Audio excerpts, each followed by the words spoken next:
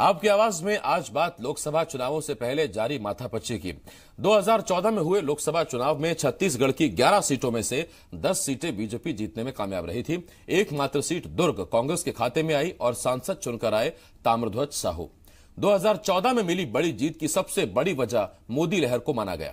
सवाल उठा, क्या सिर्फ मोदी लहर की वजह से ही छत्तीसगढ़ में बीजेपी को 10 सीटें मिली? यह सवाल इसलिए उठ रहा है क्योंकि बीजेपी खेमे से खबर है कि पार्टी इस बार सभी सीटों पर नए चेहरे उतारेगी, मतलब सभी सिटिंग सांसदों के टिकट काटे जाएंगे।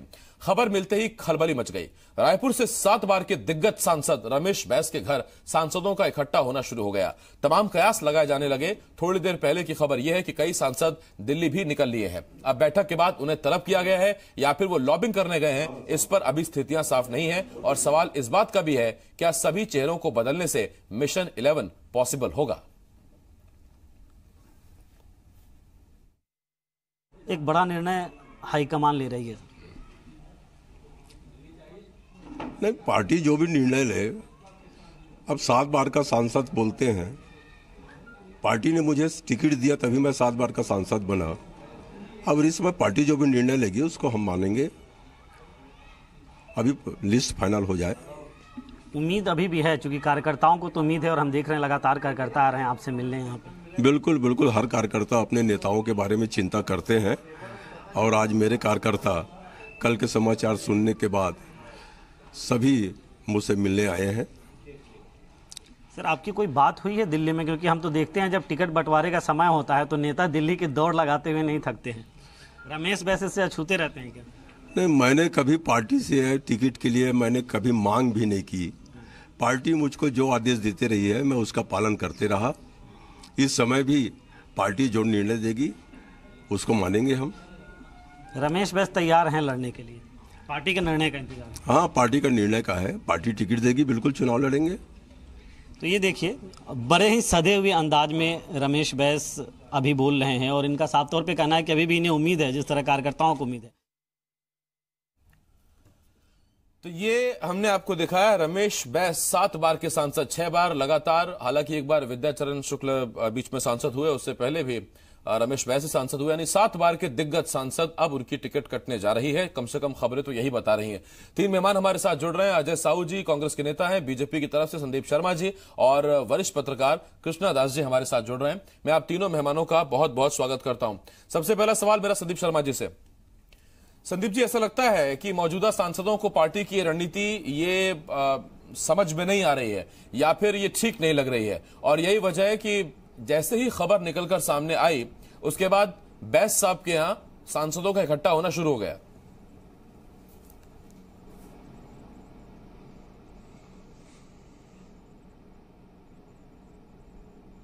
संदीप जी, आवाज पहुंच रही है क्या आप तक? कहीं पर भी कोई सांसद वहां इकट्ठा नहीं हुआ है।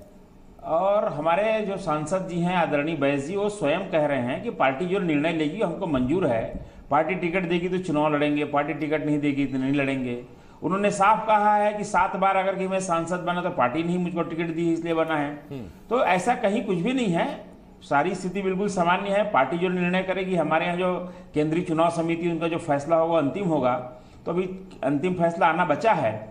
और कोई भी सांसद जो है, जितने भी कमल भान सिंह जी का बयान आया है जिन्होंने यह कहा है कि पार्टी का जो निर्णय होगा हमको मान्य होगा, और किसी भी सांसद ने इस पर कोई भी ऐसा विपरीत टिप्पणी नहीं किया है। भारतीय जनता पार्टी के हर सांसद जो है हमारे पार्टी का एक बहुत ही सधा हुआ कैडर है, और वो सभी पार्टी के जो भी निर्देश होता है, पार्टी जिस ढंग से निर्णय लेती है उसको मान करके काम करते हैं। संदीप जी, मेरा अगला सवाल, क्या जरूरत आन पड़ी कि इन सभी सांसदों के टिकट काटे जा रहे हैं, या ये खबर गलत है? देखिए, पार्टी की अपनी रणनीति है। केंद्रीय चुनाव समिति ने कोई रणनीति बनाई है जिसके तहत अगर कोई निर्णय हो रहा है जो पार्टी की रणनीति है। ठीक, और हर रणनीति का खुलासा करना जो है ये मैं जरूरी नहीं समझता। ठीक है सर, कोई दिक्कत नहीं। अजय साहू जी, सर आपको होली मुबारक हो पहले तो, और दूसरा सवाल मेरा ये है अजय साहू जी। धन्यवाद, आपको भी होली की ढेर सारी शुभकामनाएं। आपको भी सर, और बाकी हमारे सभी मेहमानों को भी।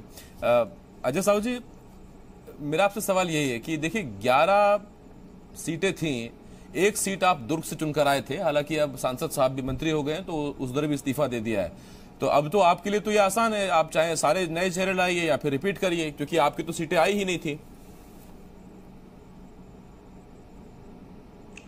देखिए, निश्चित तौर पर कांग्रेस पार्टी अपनी रणनीति के तहत काम कर रही है और हमने उसी इस को मद्देनजर रखते हुए जो सीटों में जो प्रत्याशी बनाए हैं वो अपने आप में जीतने वाले प्रत्याशी हैं और हमारे प्रत्याशी मैदान में उतरने के बाद ही भारतीय जनता पार्टी में खलबली मची हुई है और वो प्रत्याशी तय नहीं कर पा रहे हैं। इससे पहले भी इस तरह की स्थितियां निर्मित हुई थी, जब नेता प्रतिपक्ष चुनना था तब भी इसी तरह के का एक सीन क्रिएट हुआ था जिसमें ऐसा लग रहा था कि कौन इनके पार्टी के अंदर विधायक दल का नेता कौन होगा, लगभग वैसी स्थिति है।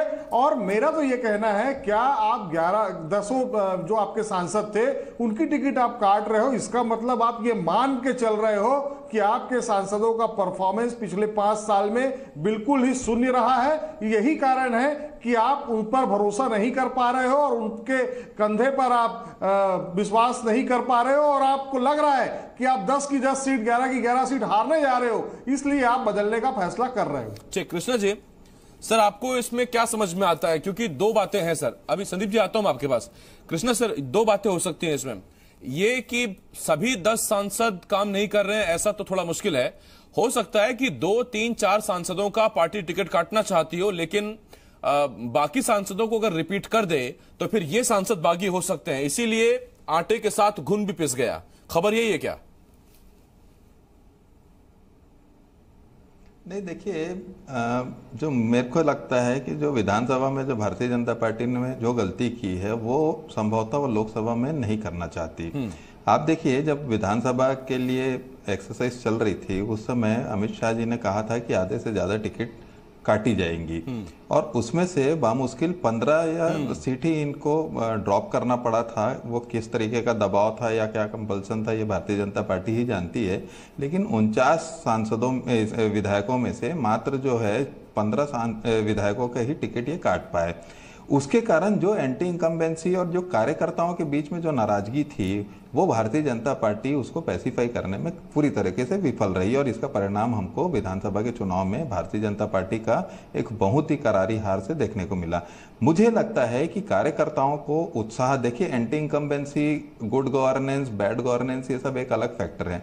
आपको अपने कार्यकर्ताओं को भी घर से निकालना है और उस कार्यकर्ताओं को काम पे लगाना है। विधानसभा में टाइम एंड अगेन इस चीज को बिल्कुल 100% प्रूवन केस है ये कि भारतीय जनता पार्टी का जो कैडर है, मैं इनके नेताओं के बारे में नहीं बात कर रहा हूं, लेकिन जो कैडर है वो कैडर काम नहीं किया और ये हर रिपोर्ट में ये बात सामने आई है। और यही गलती जो है, जो कैडर आज भी अगर लोकसभा में बैठे रह गया, तौर पर कह सकते हैं यही बात जब कौशिक साहब ने कही थी बवाल हो गया था।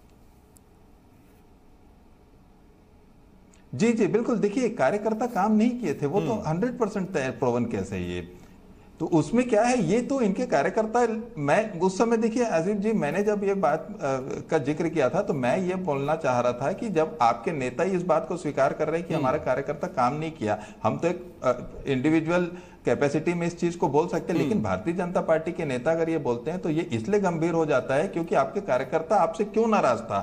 ये $1 मिलियन क्वेश्चन है कि अगर आपकी 15 साल सरकार रही है और आपके यहाँ पर जब आपका इतना अच्छा काम चल रहा था तो आपके कार्यकर्ता आखिरी में नाराज क्यों हुए, किस वजह से आपके कार्यकर्ता नाराज थे, ये प्रश्न था। भारतीय जनता पार्टी के जो भी वरिष्ठ नेता हैं वो इस चीज को आज तक समझ नहीं पाए कि हमारे कार्यकर्ता वास्तव में हमसे क्यों नाराज थे, लेकिन ये चीज प्रूवन है कि उनके कार्यकर्ता विधानसभा चुनाव में बिल्कुल काम नहीं किए और भारतीय जनता पार्टी ये चीज जो है लोकसभा में बिल्कुल रिपीट नहीं करना चाहती है और वो कहीं ना कहीं से कार्यकर्ताओं को फिर से काम पे लगाना चाहती है। इसलिए वो हो सकता है कि पूरी 11 की 11 सीट में नए चेहरे लाना चाह रही है। देश में बीजेपी कोई नई पार्टी तो है नहीं कि उसे नहीं पता हो कि कार्यकर्ताओं को कैसे बांध कर रखना है, साध कर रखना है, अपने लिए वो काम करे पार्टी के लिए, ये बीजेपी जानती है। तो फिर क्या गलती नेता स्तर पर हुई थी, क्या प्रदेश स्तर पर हुई, ये खैर बात का विषय है और ये समीक्षा पार्टी ने की भी होगी और अगर की भी होगी तो संदीप जी बताएंगे नहीं।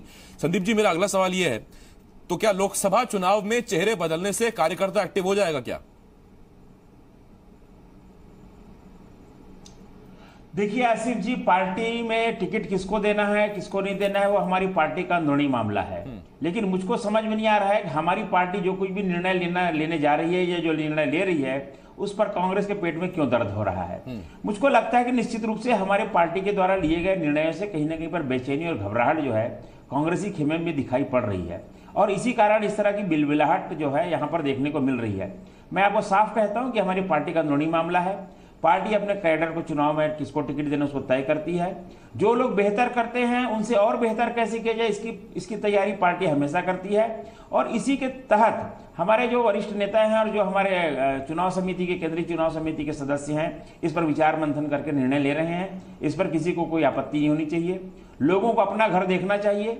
और मैं आपको ये बताना चाहूंगा कि भारतीय जनता पार्टी का ये जो प्रदर्शन है, पिछले करीब 5 चुनाव से जो हम 9 और 10 सीट जीत रहे हैं, हम निश्चित रूप से ये पिछले चुनाव में हमने 10 जीता था, उसके पहले भी 10 जीते थे, उसके पहले भी 10 जीते थे, उसके पहले 9 जीते थे, उसके पहले 8 जीते थे। हम पिछले 5 चुनाव से 8-9 और लगातार 10 सीटें इस हमारे छत्तीसगढ़ में जीत रहे हैं। निश्चित रूप से हमारे पार्टी के वरिष्ठ नेताओं और चयन समिति जो निर्णय लेगी, हम हमारे प्रदर्शन को फिर से दोहराएंगे। और देश में प्रधानमंत्री नरेंद्र मोदी और भारतीय जनता पार्टी का जिस ढंग से वेव चल रहा है, उसके कारण एक बार फिर से भारतीय जनता पार्टी जो है केंद्र में सत्ता में आएगी और देश के प्रधानमंत्री नरेंद्र मोदी जी फिर से बनेंगे और उनको प्रधानमंत्री में छत्तीसगढ़ का बहुत महत्वपूर्ण भूमिका होगी और एक बड़ा योगदान फिर से होने जा रहा है। ठीक, संदीप जी, पहले तो सर इतना सीरियस नोट की जरूरत ही नहीं है सर। दूसरा ये आप कह रहे हैं ये अपना घर देखें, हर नेता अपना अपना घर देखेगा तो होली कैसे मनेगी सर, घर ही घर में। और तीसरा, बुरा मत मानिए सर, होली है। अजय साहू जी, ये सवाल उठाया संदीप जी ने। नहीं, कोई बुरा मानने की बिल्कुल बात नहीं है आसिफ जी। हाँ, बिल्कुल नहीं सर, आसिफ जी, कोई बुरा मानने की बात नहीं है। मैंने सबको कह दिया है, कांग्रेस बहुत तकलीफ में है। मैं आपको देखिए बता रहा हूँ आसिफ जी, क्या है, कांग्रेस की तकलीफ पूरे देश में है, छत्तीसगढ़ में नहीं है। पूरे देश में कोई इनको हाथ लगाने को तैयार नहीं है। पश्चिम बंगाल में लोग दुत्कार रहे हैं, उत्तर प्रदेश में क्या हालत कर दी है बहन मायावती जी ने, आप देख लीजिए। और बिहार में तो देखिए कि ये 12-14 सीट मांगते थे, इनको 7-8 सीट का टोकन दे करके वहां से चलता कर दिए। उड़ीसा में इनकी क्या हालत, पूरे देश में बहुत हैरान और परेशान है। तो ये सर फिर छत्तीसगढ़ में क्या हो गया, पूरे देश में हालत खराब है। देश की जनता इस बात को देख रही है साफ कि आने वाले समय में नरेंद्र मोदी फिर से प्रधानमंत्री बन रहे हैं। मैं बता रहा हूं आसिफ जी आपको, पूरे देश की जनता प्रधानमंत्री फिर से मोदी जी को बनाने के लिए आतुर है। छत्तीसगढ़ की जनता भी आतुर है। विधानसभा चुनाव से बहुत अलग परिस्थिति है। मैं रोज गांव में घूम रहा हूं, विभिन्न विधानसभा क्षेत्रों में जा रहा हूं और स्थिति बहुत अनुकूल है। ठीक सर, मैं आता हूं आपके पास। पिछली बार जिस ढंग से वेव था मोदी जी के नाम से पार्टी का, वैसा ही इस बार भी है। अजय साहू जी, ये देखिए सर, ये तथ्यों के आधार पर जो उठाया गया सवाल है, ये तो बनता है सर। और ये सवाल ये है कि केंद्र में सरकार यूपीए की रहे, एनडीए की रहे, लोकसभा में आपको कामयाबी नहीं मिलती, स्थितियां यही रहती हैं। देखिए, इससे पहले की परिस्थितियां क्या थी ये उस पर मैं नहीं जाना चाहता, लेकिन विधानसभा चुनाव में जो परिस्थितियां निर्मित हुई हैं, और संदीप जी उससे पहले भी यही बातें कहा करते थे कि कांग्रेस इतने सीटों में सिमटने वाली है, इतने सीटों में सिमटने वाली है, 65+ हम ला रहे हैं। ये संदीप जी हर बार कहते थे, आपके चैनल में सैकड़ों बार कहा होगा। लेकिन जब जनादेश मिला तो वो 65+ अमित शाह ने हमारे लिए कहा था, ये बात साबित हो गई। और जो बात आज संदीप जी कह रहे हैं वो भी इस बात साबित होगी कि हम इस प्रदेश की 11 की 11 सीटें जीतेंगे।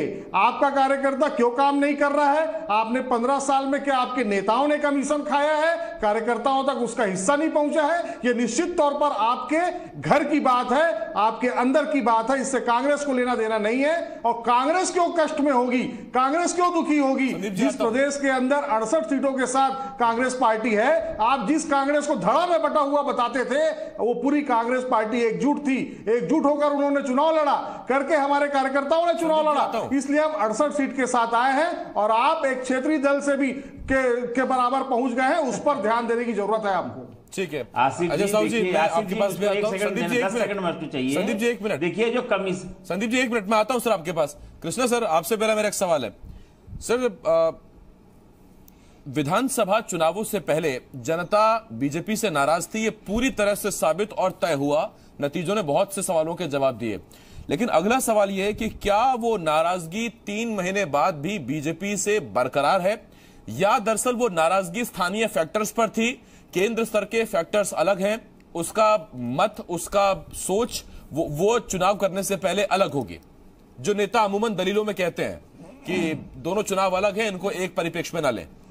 जी जी, बिल्कुल बिल्कुल बिल्कुल बिल्कुल सही है आपका कहना है कि आपको उस परिप्रेक्ष्य में ये चुनाव को नहीं ले सकते, क्योंकि मुद्दे अलग अलग हैं। दोनों मुद्दे अलग है। केंद्र सरकार के ये मुद्दे हैं जिस पे आपको जनादेश लेना है, और वहां इस समय जो राज्य के मुद्दे थे वो अलग हैं।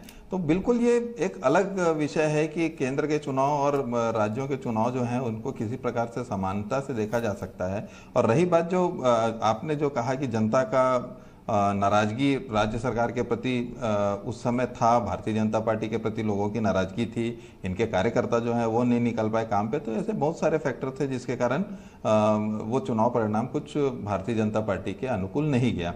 आज होली का अवसर है, हो सकता है कि अगर आज ये स्टोरी आप ब्रेक किए रहते कि सांसद जो हैं पूरे के पूरे कट रहे हैं, तो लोग उसे बड़े होली न्यूज़ के रूप में लेते हैं। और मुझे लगता है कि जो भारतीय जनता पार्टी के 10 सांसद हैं वो आज भी इस चीज़ को विश्वास कर रहे होंगे कि भगवान करे कि ये होली का न्यूज़ हो और कल जो है उनको कोई दूसरा न्यूज़ सुनने को मिल जाए कि नहीं, आप लोग की टिकट जो है उसमें फिर से रिकंसिडर किया जा रहा है। तो अब हो सकता है कि राजनीति है, कुछ भी इसमें संभव है। ठीक, संदीप जी मैं आपके पास आ रहा हूं, एक सवाल है मेरा आपसे। सर देखिए 14 में नेता खुद कहते हैं कि मोदी लहर जो थी उसने पूरी पार्टी को जिताया, 282 सांसद अकेली बीजेपी ने खड़े किए पूरे देश में। अब 19 में उस मोदी लहर का क्या हश्र है सर, या क्या हाल है? क्योंकि अगर ये समीकरण देखे जा रहे हैं कि इसको कहां से लड़ाना है, इस बार किसी को नहीं लड़ाना, इस बार फिर रिपीट करना है, इतनी माथापच्ची क्यों है? भरोसा रखिए सर पीएम साहब पर, उनकी लहर पर, नैया पार हो जाएगी, क्या दिक्कत है? देखिए आसिफ जी, मैं बताना चाहूंगा, पिछले बार हमारी 10 सीट थी, लेकिन उसके पहले साल 2009 में भी जो चुनाव हुआ था उसमें हमारे पास 10 सीट थी। ये बात निश्चित रूप से तय है कि 2014 के चुनाव में मोदी जी के नाम की एक लहर थी, भारतीय जनता पार्टी के पक्ष में एक वातावरण बहुत जबरदस्त बना था, एक लहर थी। लेकिन इस बार ये लहर नहीं, इस बार सुनामी है। मैं आपको बता रहा हूं आपको मैं ये भी बता रहा हूं कि पिछले चुनाव में कहीं पर भी कोई भी मीडिया चैनल हो या मीडिया घराना हो भारतीय जनता पार्टी को 180-190 सीट से ज्यादा नहीं दे रहे थे। लेकिन चुनाव के बाद आप रिजल्ट देखेंगे तो उस समय जो रिजल्ट आया 282 सीट भारतीय जनता पार्टी को और एनडीए को 335 सीट मिली। आप इस बार देखेंगे सारी जगह एनडीए की सरकार बनने की बात सब जगह हो रही है। तो आप मानकर चलिए इस बार भारतीय जनता पार्टी और हमारी एनडीए की जो बहुमत है वो 350 से 450 सीट पर जाने वाली है। आप निश्चिंत रहिए इस बात पर, और मोदी जी फिर से प्रधानमंत्री बनेंगे। रह गई बात की ये जो कमीशन इसकी बात करते हैं, तो पूरा देश देख रहा है कि कौन सी पार्टी के प्रमुख मुखिया दल के लोग, उनके पूर्व राष्ट्रीय अध्यक्ष, वर्तमान राष्ट्रीय अध्यक्ष, उनके दामाद और ये सारे लोग और पी चिदम्बरम जैसे लोग आज जो बेल पर घूम रहे हैं, जमानत पर घूम रहे हैं। और धाराएं कौन सी लगी है? 420 जैसे 420 के जैसे कि धारा, गंभीर धारा जिन पर लगी हुई है, जो कूट रचना करके संपत्ति को हड़पने का जिनके ऊपर धारा लगी हुई है, 5-5 हजार करोड़ रुपए हड़प लेने के जो एक आरोप जिन पर लगा हुआ है, पूरे देश की दामाद बाबू पर भी बोल दीजिए। बीच में नहीं बोला था, पुनीत गुप्ता याद है, आपके मुख्यमंत्री का दामाद है, 50 करोड़ रुपए हेर-फेर में फंसा है, देख लीजिए, बता दीजिए। रमन मेडिकल स्टोर का पैसा याद है? रमन मेडिकल स्टोर चुनाव किसका है? आपने जो एफआईआर कराया, पैसा जमा कराया है, एफआईआर खारिज हो जाएगा। सिंह कौन है? मैं आपको बता रहा हूं कौन है? सारे छत्तीसगढ़ का नवाज शरीफ, ये तो बताइए। पटियाला छत्तीसगढ़ लौट आइए,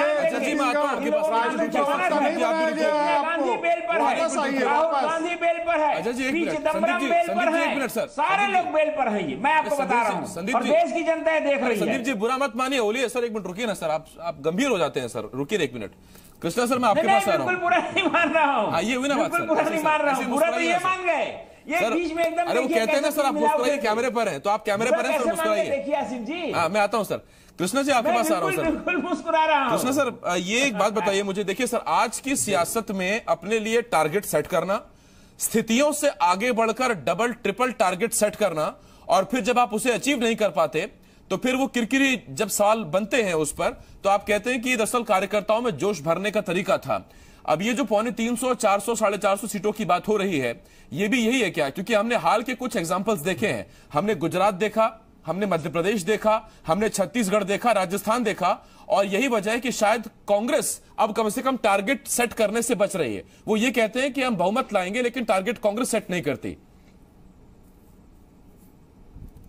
बिल्कुल, देखिए मैं इस बात पे विश्वास नहीं करता अजीब जी कि आप टारगेट सेट कर रहे हैं और वो संदीप जी जो कल्पना कर रहे हैं कि हम 400 सीट के आसपास तक पहुंच जाएंगे। देखिए आप लाएंगे कहां? वो तो होली इसलिए बोल गए सर, वो तो यही है। आप देखिए राजस्थान में 26 में से जी तो नहीं होली इसलिए भी बोल रहे हैं होली इसलिए जो मानते आ रहे बोल रहे हैं, सही आपको बता रहा हूँ। देखिए आपके पास राजस्थान 26 में से 26 था, फिर से आएगा। मध्य प्रदेश आपके पास में 29 में से 26 था, बिल्कुल आने वाले 25-26 फिर से। आप जो है 11 में से 10 आपके पास में छत्तीसगढ़ में था। तो आप देखिए अब आप सीट जो है आप इसमें पूरी की पूरी रिपीट करेंगे, मुझे तो ये बड़ा काल्पनिक लग रहा है और होली न्यूज ही लग रहा है मुझे ये।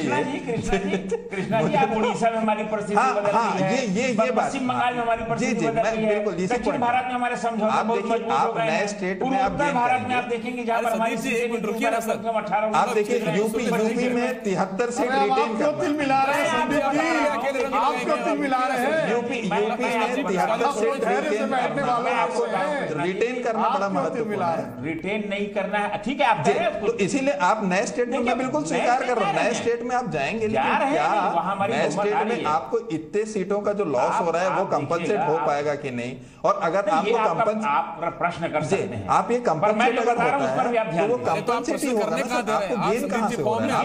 रंग लगा रहे, खुद को लगाने भी नहीं दे रहे और कह रहे हैं कि बुरा मानूंगा। मैं बार-बार कह रहा हूं होली है। बहुत शुक्रिया सर, वक्त खत्म हो गया। होली आपको एक बार फिर मुबारक हो, आप तीनों मेहमानों को। आपके लिए सर शुभ रहे, होली मंगलमय रहे और हमारे दर्शकों की भी होली शुभ रहे, मंगलमय रहे। आज छोटी होली है और छोटी होली पर बड़ी बड़ी शुभकामनाएं आप सबके लिए।